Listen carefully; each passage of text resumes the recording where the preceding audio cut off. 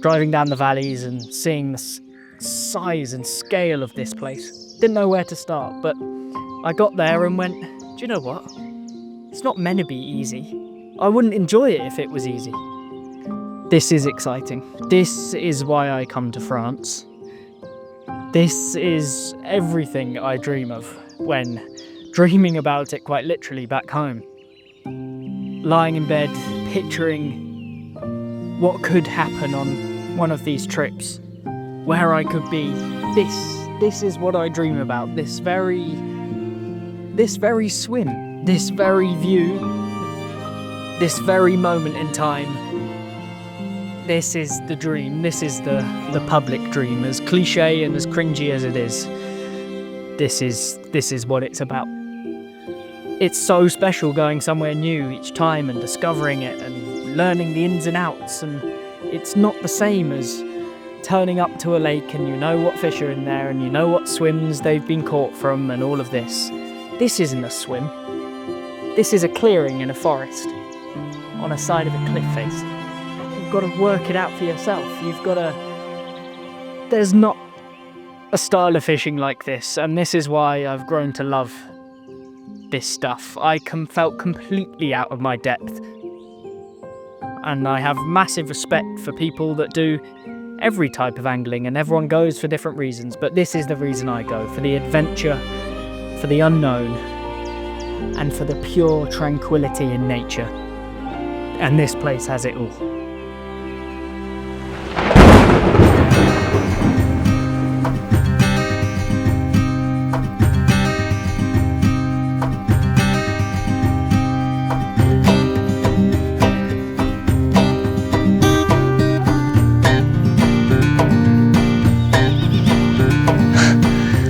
Well, as you can tell, I've got all the kit out of the car and I've driven to my grandparents, and I've just got here.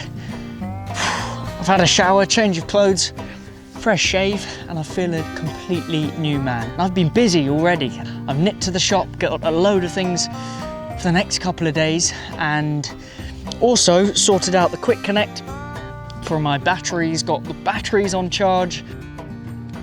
We're getting these on charge, the batteries.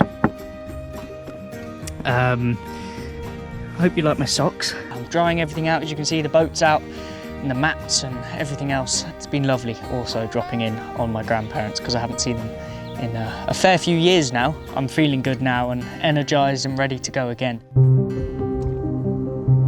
The drive was hot and long, but I was full of anticipation for where I was heading next.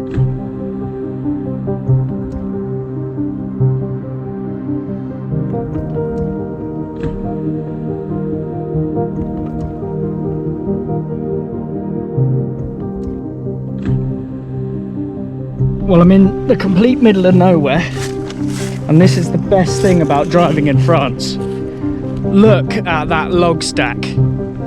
I've had to pull in, it's so good. I arrived at a lake that I'd known about for a couple of years, shaped like a spider web. It was fair to say, my mind was blown and I didn't know where to start. With no prior knowledge of any carp being caught from this place, or any anglers even attempting to fish it, I set about trying to find some decent access that I could get the car down to the side of the lake to unload all the gear. It was hot and very hard work, but I spent a good 3 hours trying to find somewhere that I could at least pump the boat up and get it into the water. Unfortunately, I failed and had to head elsewhere.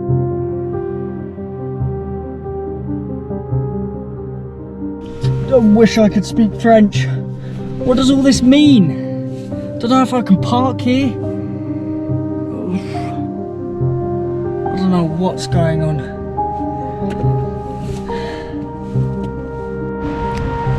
Well, I have no idea where I am or what to do. This place is absolutely massive, bigger than I've ever fished before. So I'm gonna go to the campsite, but it's closed. So I can't even ask anyone there if I can park.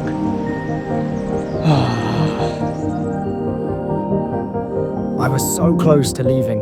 Everything was just too hot, too big, and too confusing. But something made me load the boat and head out onto the lake.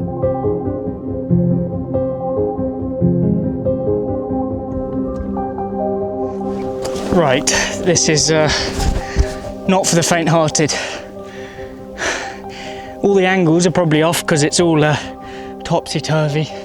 We're completely on a slope going straight down into the water. Found the fish. Need to get some rods out before dark, but looks incredible. This is the biggest lake I've ever even attempted to fish. Next thing bigger was the sea. This is what it's about. This is what it's about. Just to fish from here would mean so much.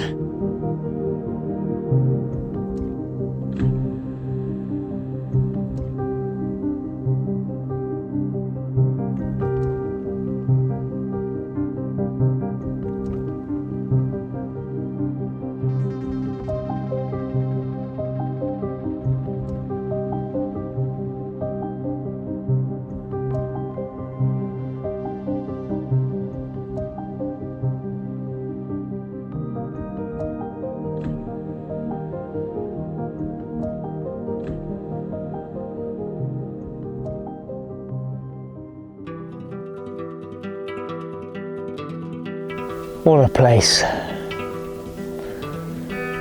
It's flat, calm and glassy still this morning, and just naturally woken up.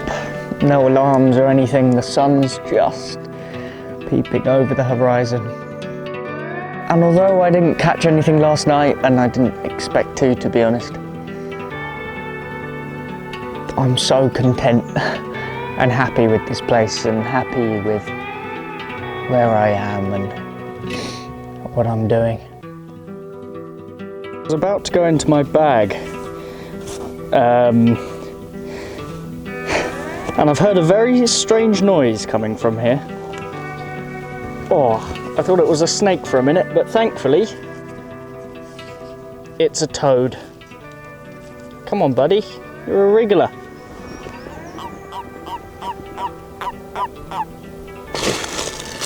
Thankfully, it wasn't anything else. Got my heart racing there a minute. Anyway, let's get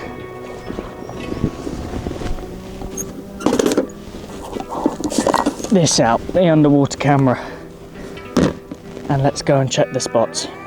And I've just been out in the boat and I've taken the underwater camera out with me and I've learnt a lot. A couple of the spots were way too rocky. You see the outcrops of rock in the side of these massive slopes going into the lake, and you can only imagine that those slopes continue, and yeah, some of the outcrops are crazy, big boulders,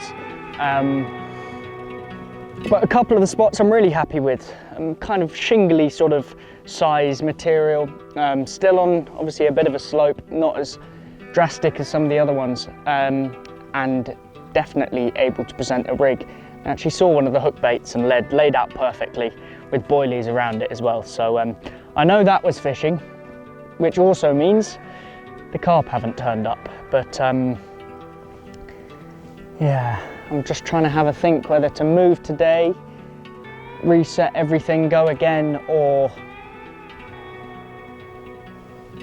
give it another night. The wind has picked up. It's going to be a bit of a challenge getting these rods out.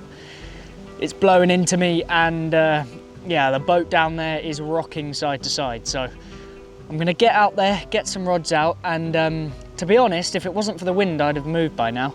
But I can't face getting out in that boat in this sort of headwind. I need to go that way straight into the wind. Yeah, I'm kind of forced to do this night, which is a bit of a shame. Hopefully the wind, it does say that the wind has dropped off in the morning, so yeah, I'll jump in the boat when it's not as bad and head off somewhere new. Poppy nails, they've been a big part of my life, and I decided to grab a couple as I'm out here from the shop that I bought them as a kid many years ago. They've all gone rusty at home now, and I don't know where they are. So I thought, why not get a couple myself? And I've actually just sat here with a tiny sprig of holly for the past hour and a half, just whittling this, and it's actually taken me back to many years ago when I was content with just a knife and a stick. I really thought that this trip that I wanted to eat well, I wanted to connect with my younger self, which I feel like I have.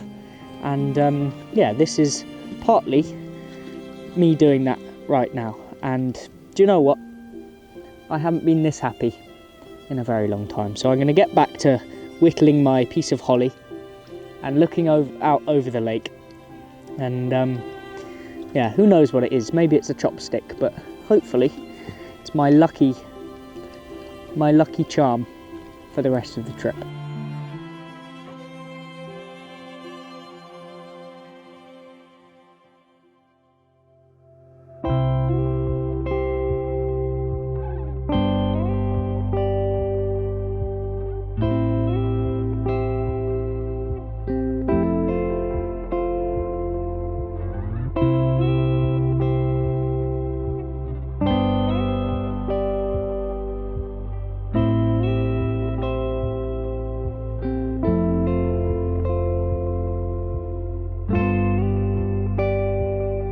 It took me 40 minutes from where I loaded the car just to drive round to another arm of the lake. This place was huge. Well, as you can tell, I've boated off and I've moved. And just look at this. Well, it is absolutely roasting hot. And thankfully I found somewhere in the shade. This is literally the only place where I can put a bed chair. I can't put a bivvy here, as you can see I'm right next to the lake. The only sort of half flattish ground. For about a couple of kilometres I drove up this arm. Yeah, ridiculous. There's still depths of like 60 metres out in front of me, which is kind of terrifying, to be honest, boating over that. But wow, this is a special place. I can't believe that there's no one else here, and probably because this is mad, but this is exactly what I want. This sort of place, as I've said before, it really doesn't matter if I don't catch, because look where I am. Look at this, just pure nature.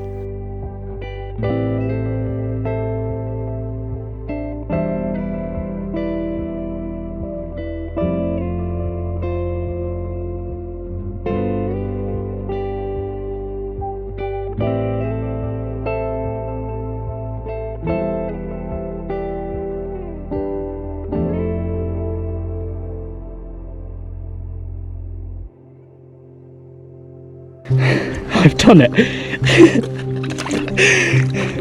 I haven't had the rods out long at all, and my furthest right hand rod has gone, and that's not a small carp. I thought it was a catfish, so I didn't film anything. It was tearing off.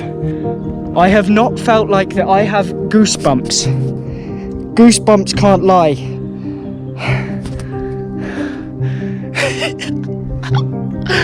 Come on!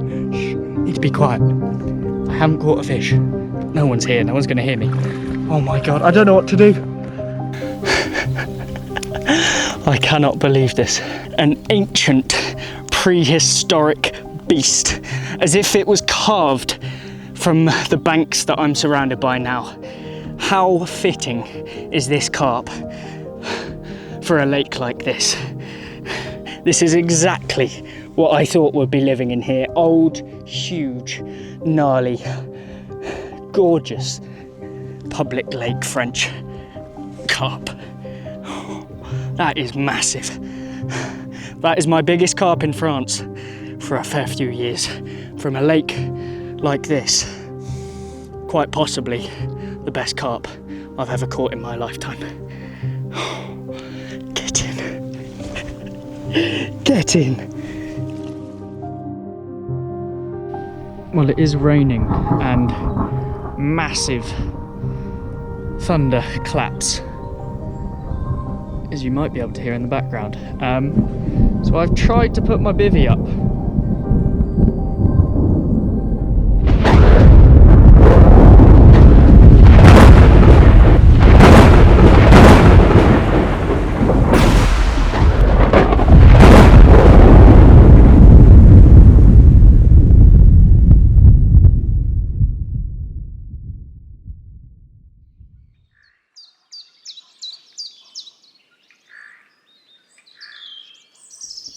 Well, I've woken up this morning and it looks like a typical late spring early summer morning. It's beginning of May now, and it is raining.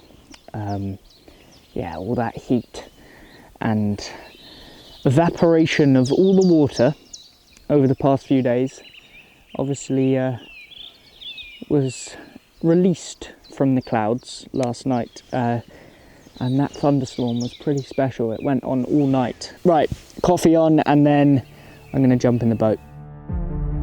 There was no time to jump in the boat as the rod was off again. This fish felt big, slowly towing me up one of the arms of the lake.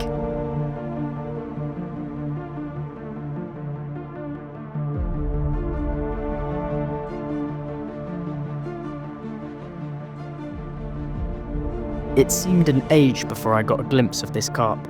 Slowly rising out of the depths, this big, orange, thick-set mirror finally surfaced.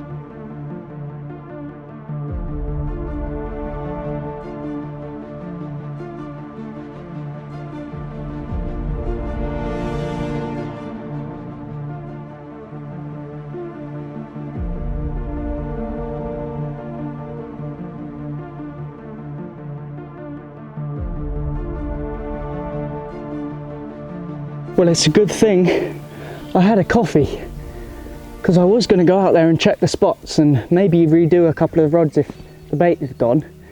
I went and did one, the right-hander, because I had a couple of beeps on it, and there was some bream on the spot. But another spot's gone, and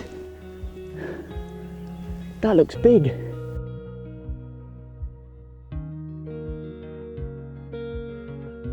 Well, how about that for a low 40-pounder? I seem to have found the motherlode of big mirrors in a lake that's got 55 kilometers of shoreline and that's about 1,500 acres in size. I can't believe what's going on. What a carp that is. Oh, wow.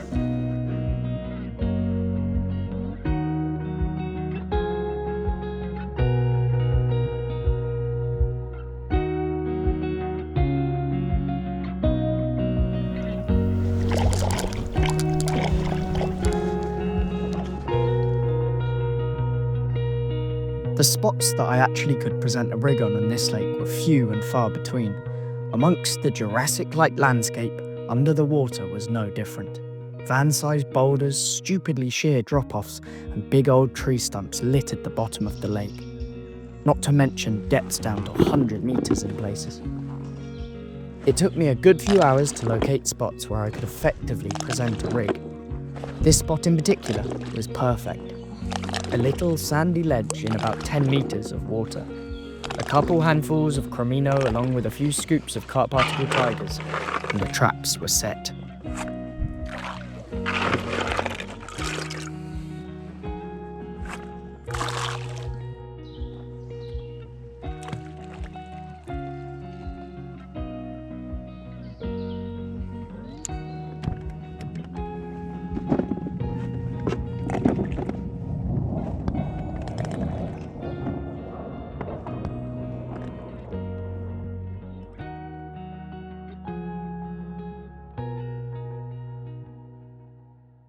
With the rods back out there and the spots baited up, I really didn't have to wait long for another bite, and this one looked big.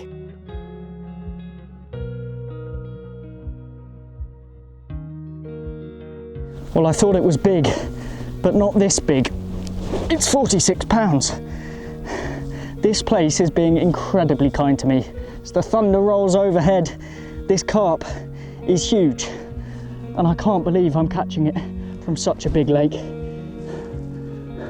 These really are the most special few days that I've ever had in my angling. I am completely speechless. That is huge. The widths of these things' tails, the size of my hand. This is really hurting my back, but I'm not complaining. That's a lot of big carp lifting in one morning. Amazing.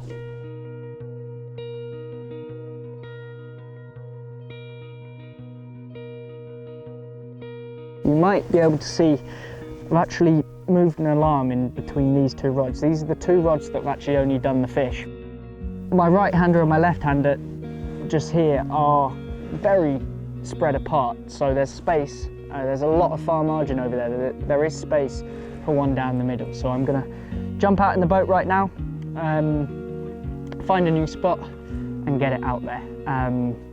And it was about this time yesterday where I had the big one, but who knows, maybe that won't happen and I'll have to wait until tomorrow. But it will be good to have 3 rods out there to maximise any chance of any more large carp passing through.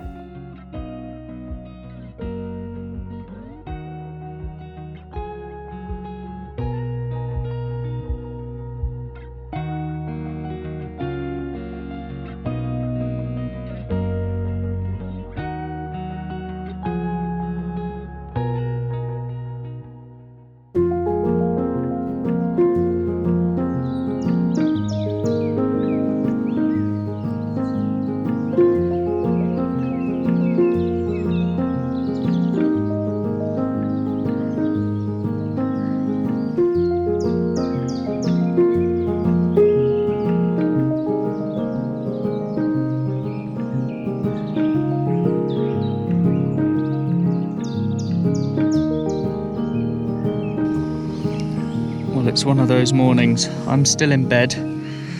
I've got one in the net. Well, what a morning it's been. It lashed it down last night. It was really, really raining after that carp, and to be honest, I was wrecked. My back was in bits from all that big carp lifting. And I woke up on first light to an absolute screaming take. It would have looked very cool on camera, but I suppose they're the struggles of coming out here on your own and trying to document everything. It's really, really hard. I've actually spent all morning digging away at the bank, making it a bit more comfy for me because I wasn't really sleeping that well. My bed chair was on a massive slope. Tried my best to make the bank over there level. I've moved it a little bit, so I've got a bit more space now, so it's a bit more comfy. It's not all right up next to the rods and water. Yeah, I suppose they're the struggles that come with all this type of fishing. Yeah, I'm not complaining. It's pretty special. So we'll get this carp out and quickly have a look at him. It's quite nice to have a common from this place as well, even though it's a bit of a change from the massive mirrors I've been having. I'm gonna get this one slipped back and hopefully it'll send its larger residents of this lake on to find my bait. Very nice. It's probably my last night on here. Although the bite's not really slowing up, I'm still picking them off. I do feel that time is running out on this trip and I want to go to one more place, one more big lake, one more big adventure before my time is up. So, quick run you through the rigs. 15mm pineapple with a 24mm. I've boosted it Atlantic heat hardened hook bait with, as always, my classic Illusion D rig. Yeah, quite a long rig. I'm obviously feeding separate boilies, not any crumb at all. Same again, gonna go out, 10-ounce lead on a leg flip, and yeah, that's just a whole bottom at these ranges. Fishing not too close up to the far margins, but I'm tightening down completely to them. Fishing a pretty tight line, and I'm straight on the rod. And they've been taking line, and none have got in the snags or anything, so I think it's pretty clear down there. I've seen by the underwater camera there's no structure that they can get caught in anyway, so yeah, that's all good. But they're the rigs, and yeah, like I said, I'm gonna get these out for one last night on here, and yeah, I'm looking forward to what tonight brings. That rod's out now, and just dropping the back lead on, because you actually have to fish back leads here, which is a bit annoying because it's so deep, so you're actually fishing suspended back leads, which is quite interesting. You're tightening up to, I'm actually fishing 10-ounce leads at the minute because they're not mega long toes. So you're tightening up pretty well and then suspending the light back lead in the water, a couple of foot down, probably a bit more than that to be honest, just to get away from the boats that come up and down. There hasn't been that many, but there's been a few, and the last thing I want is them to get caught on the props of them. So there we go, that is another one of the rods out. I've just got one more to do, I think. I was in yet again and had to jump straight in the boat. Unfortunately, I couldn't stop it from getting into the far margin snags.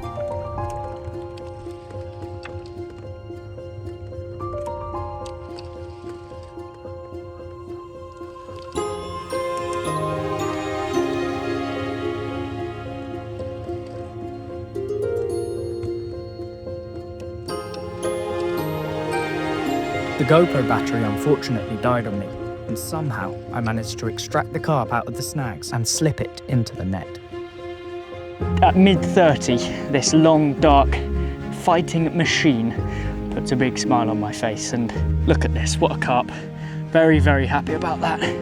I think we'll get a couple of snaps of this, get it back and get out in the boat, rebait the spots, get fresh rigs out there, hopefully, so I can catch another one over the next night. I think I'll probably move on tomorrow, go and explore another big lake, but what a place this is.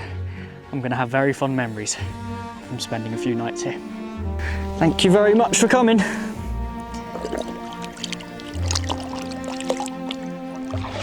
Well, as I walk around in this very limited area that we can on these banks, I've noticed there's a load of baby oak trees. We're in a massive oak forest. My middle name being Oak, I feel very much at home, and maybe I'll try and dig one up out of the soft, crumbling dirt and take one home with me. And that's exactly what I've done. I've dug one up and I've actually put one in a sweet corn tin to take home and hopefully grow forever. And I'm not destroying the banks or anything like that. They're tiny little things and there's an abundance of them, so I'm sure they'll be all right. And I think from a place like this, and I've caught a very large carp, I want to remember this lake forever. And I think a little oak tree slowly growing on my mantelpiece or something will look very nice indeed, and hopefully it can grow into a mighty oak tree one day. Well, we'll leave him there for now and let him have a bit of sunshine and some water. And then tomorrow he'll come with me. Well, it hasn't been very long and I've caught myself a lovely little mirror in the middle of the day. Yeah, these crazy bite times continue to surprise me because it's actually mental that I'm getting some at night, some in the day. But look at that for a carp. Perfect little gem, beautiful colours on him. Another one to the tally, makes me very happy indeed. We'll get this one slipped back. The days are flying by and it seems like it gets dark very, very quickly indeed. It's dropped off quite a bit, it's quite cold, which is only good for me. It's not good for me on the bank when I'm just sitting there in my shorts because I'm quite chilly, but it's good for the fish because hopefully it stops them spawning. I don't really want to leave, but maybe after another week I think I'll want to get back, have a shower, get back into some fresh clothes. Tonight, gonna sit back, watch the sun go down and have a bit of food before hopefully early morning I manage to catch another one. I kept a diary while out in France, and this week's entry had to be one of the most memorable. This week, I've had one of the greatest angling experiences of my whole entire lifetime. Incredible scenes, wonderful memories, and massive carp from a stupidly big lake out here in France. It's hard to believe now, but it's been 4 weeks since I set off on that Eurotunnel. Many miles covered and a bucket load of wonderful memories. But it's not over just yet. I'm staying a 5th week. I'm not ready to go home. My body might be. 28 nights on the bank does strange things to your back.